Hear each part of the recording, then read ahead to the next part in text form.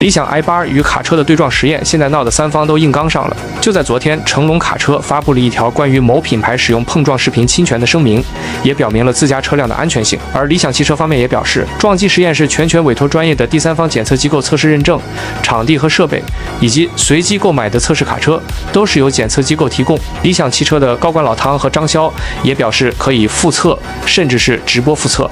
而测试方中国汽研也回应，测试过程符合规定标准，不会刻意调节车辆参数。由此可见，目前都很刚。这件事儿其实也不难，测试方中国汽研公布实验数据，复刻实验，按照数据进行复测，看结果与原实验是否一致就可以了。所以最后结果到底是什么样的，就看复测之后有没有什么说法。